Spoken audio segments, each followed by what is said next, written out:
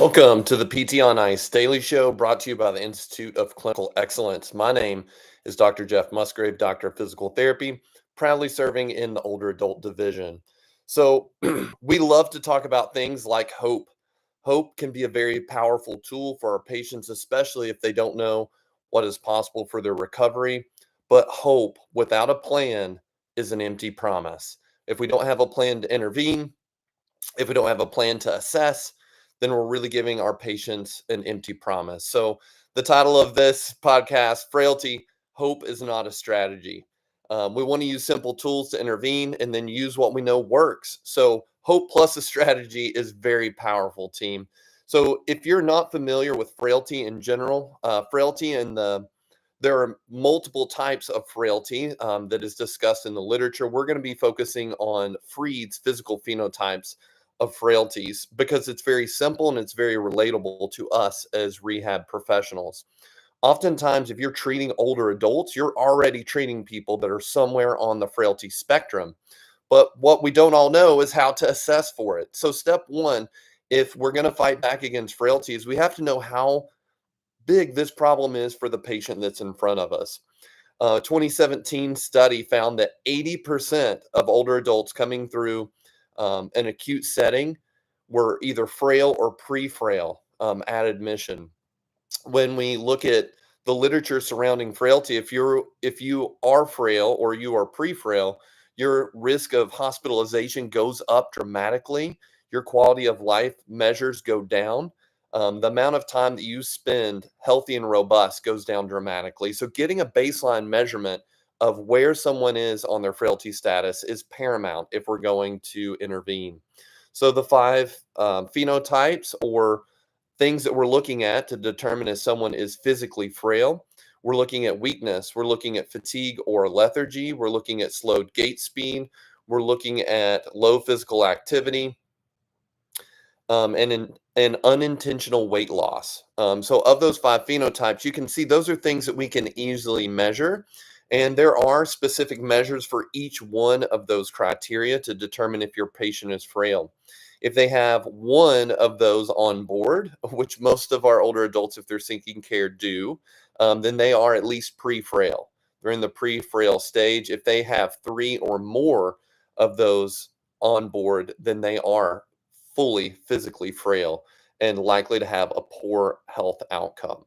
The reality is there are simpler tools instead of going phenotype by phenotype with a assessment tool. One that we like to use in the older adult division is a short physical performance battery. So we love the short physical performance battery, not because it's the be all end all and it will tell you everything you need to know, but when it comes to assessing for frailty, you can do this 5-minute test and figure out if someone is frail or not. So it's very simple. There are three static balance measures. We've got feet together, semi-tandem, full tandem for 10 seconds. So you've got about a minute wrapped up there. Then we've got a repeated chair stand test. That'll take you another 30 seconds, and then a gait speed, an improper gait speed, if you will. It starts from a cold stop, but 3 or 4 meter distance, and then you're calculating a gait speed from there. So 5-minute test, short physical performance battery. You need no equipment other than a chair and a little bit of space to walk. Really, 5 meters of space will get the job done. They can also use an assisted device. So whether you're in acute setting, outpatient setting, and fitness, depending on where someone's physical level is, you can assess their frailty very easily with the short physical performance battery. So that's the first part. If we want to combat frailty, we've got to know if it's on board and how severe it is. How many of these physical phenotypes are on board, and then how are we going to intervene for our patients? So the reality is, when it comes to combating physical frailty, our best tool is resistance training, and very specifically, progressive resistance training, right? Those programs are going to recalculate based on someone's effort and as they get stronger. So, something that's a little bit different for older adults is that the more deconditioned they are, the weaker they are. If they get properly dosed strength training, they're going to change the fastest, which is really exciting. That is news that gives us hope. But once again, we've got to have a strategy here. We can't just give them hope without a clear path to get there because the research has already been done here. We know that quality resistance training is going to get the job done faster and longer to help change people's health outcomes and reduce their frailty status. So when we're looking at this, we know for resistance training for older adults, we've got to be using a proper dosage of strength training. So we've got to get a baseline measure on relevant movements to their goals. So if someone's having trouble getting up and down from a chair, I'm probably going to test and see what their estimated 1 rep max is. I'm probably not going to put a barbell on their back for a frail older adult and have them back squat, but I may have them do some type of elevated sit to stand with weight and build up till we can get a max rep effort. So one effort, as many reps as possible. And based on that, calculate an estimated 1 rep max. So once we get that peak measure and we can correlate to a 1 rep max, we take 60% of that load. Now we've got our training load. We've got our minimum threshold that we know is going to produce strength gains for our patients. So in the context of rehab, there is no better strategy than using a remom. So if you're not familiar with the remom, that is the rehab every minute on the minute, where we can pick a few different movements and we can change every minute, and we can compress a very valuable strength training session into only 15 or 20 minutes. Mitch Babcock is the one who coined this term, started using remoms. He just did a post on December 22nd where you can see more about remoms if that is new for you. But remoms are really helpful because what are our biggest barriers when it's time to intervene? Usually time and compliance. So the time thing is completely eliminated when we use a remom because we're controlling the time, we're controlling the rest. The other benefit of using a remom is that we also control the intensity. When we reduce the rest time or control the rest time, we can get a cardiovascular response while we're doing strength training. So you can get more done in the same amount of time. That's one of the most beautiful things about remoms. As well, if we've picked meaningful movements to our patients' goals, like getting up and down from the floor, being able to carry things under load, pick heavy things up off the ground, which are usually relevant for all of our older adult patients, they can see the connection to real life. They are more likely to do them, which is our other issue is compliance. So we've got a time-friendly option.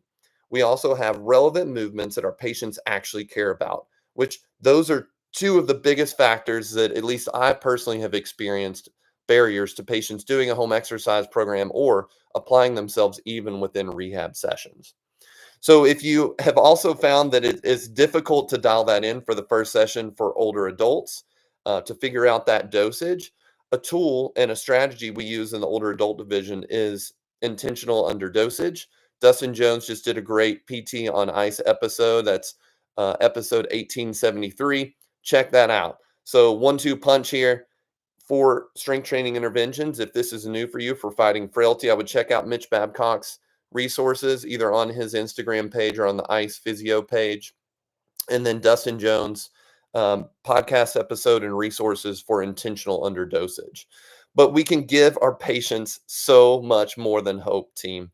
Just assuming they're frail, not knowing where they are across the spectrum is not helpful. We really can't handle things that we have not measured. We don't know if we're making progress. So getting an easy objective baseline, like using the tool like the short physical performance battery, will go a long way to be able to help you identify physical frailty in your patients so then you can give them hope through strength training interventions. Team, if you've been using remoms to fight against frailty or you have any questions, comments about this topic, I would love to spitball with you about that. In the show notes, I've got a link to that frailty stat so you can see that. I'm going to have a link to the short physical performance battery through rehab measures. We've got a correlation of frailty status from the short physical performance battery. I've got a link to the short physical performance battery calculator. So you can just put those things in. It'll spit out a score for you. Less than 10 on the short physical performance battery means that your patient in front of you is frail. And then a great article looking at progressive resistance training, full body for older adults for fighting frailty. Team, if this stuff is new for you, if you need some help or guidance, we'd love for you to hop into either a live or online course with us. Next cohorts of MMOA level 1 is going to kick off on the 6th of January. That cohort is already starting to fill out. Level 2 kicks off on the 7th if you've already had level 1 online.